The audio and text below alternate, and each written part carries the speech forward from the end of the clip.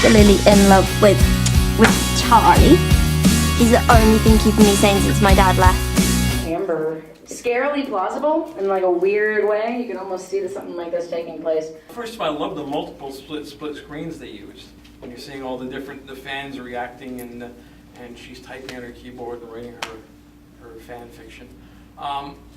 A credible economy of exposition, and yet we know instantly who Charlie Love and One Summer is, with very little being actually told to us. So that was very, very well done. I got a little lost in the middle on, is this really happening or is this her imagination?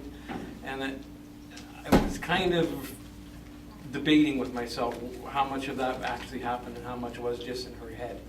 I had found it hard to believe that that girl could take him in a fight. She seemed too small and, you know what I mean? It doesn't look like she could beat him in a fight. So was that her imagination, perhaps? Yeah. Did this happen? I think at the very end of the scene, I was left going, I don't know if she's making up everything or if she's just made so many allegations that no one can tell what the truth is anymore.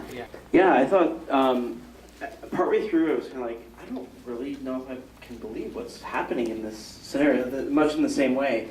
But the film actually successfully wrestled with that by having like the flashbacks within itself and then framing that at the end with, well, she keeps making up these stories.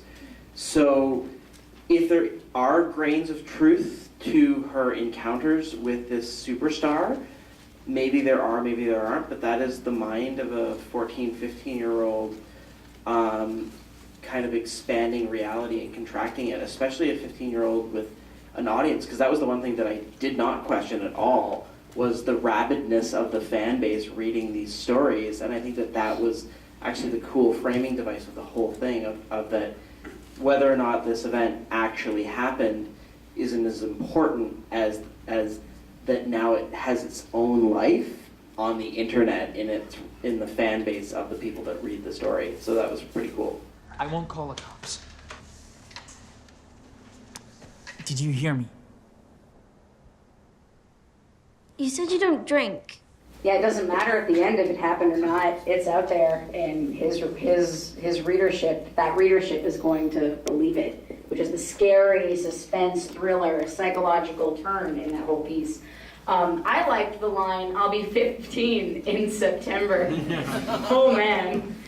Emblematic of like a deep sickness of this kind of ultra extreme idolatry.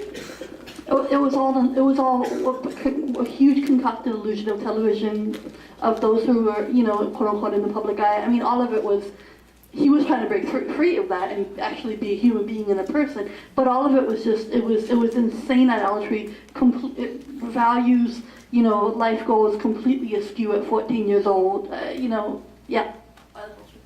His pedestal was his prison, and her platform was equally so.